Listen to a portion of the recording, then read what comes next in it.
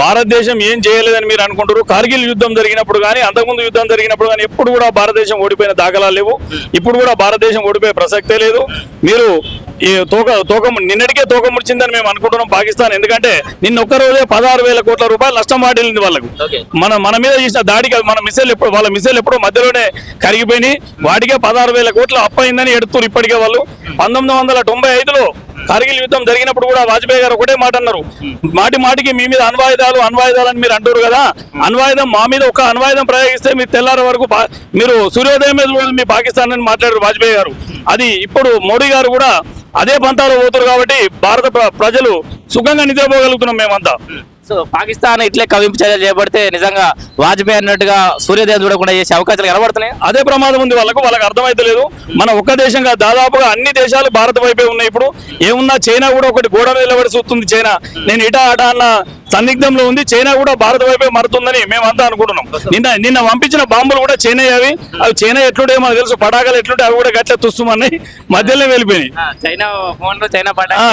China mall మొత్తం గట్లే ఉంటుంది. మీరు చైనాని నమ్ముకుంటే వాళ్ళు యుద్ధం చేసినట్టే మనం చూసినట్టే యుద్ధం ఆగమైపోయినట్టే వాళ్ళది.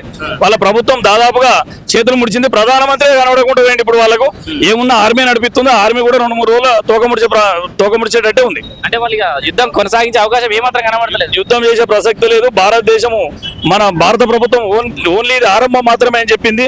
ఇంకా అంతా ముందు ఉంది అన్నది. మసూద్ అనే ఉగ్రవాది కుటుంబం కూడా మొత్తం లేచిపోయింది. కుటుంబాన్ని లేపేసిన వాళ్ళు. అయితే నా కుటుంబంతో పాటు నన్ను కూడా తీసుకుపోవాల్సింది. ఇప్పుడు మిమ్మల్ని అందరిది లేపేస్తా బిడ్డ. అసలు మసూద్ అజార్ ఉన్నా లేదా కూడా అర్థమైతలేదు భారత ప్రభుత్వానికి. మసూద్ అజార్ పేరు మీద లేఖలు అయితే వస్తున్నాయి. ఇప్పటి వరకు క్లారిటీ లేదు. 14 మంది కుటుంబంలో చనిపోయారు అంటారు కానీ అజారు చనిపోయిందా బతుకుండా అన్నదానికి లేఖలు విడుదల చేస్తారు కానీ అజార్ అయితే మీడియా ముందుకు వస్తలేడు. బతుకున్నాడని ఏదో మేకపోతు గాంభీర్యం, బతుకున్నాడని మేకపోతు గాంభీర్యమే మాకు అనిపిస్తుంది. ఎందుకంటే అజార్ కూడా అల్లే చచ్చిపోయిందని మేము అనుకుంటున్నాం.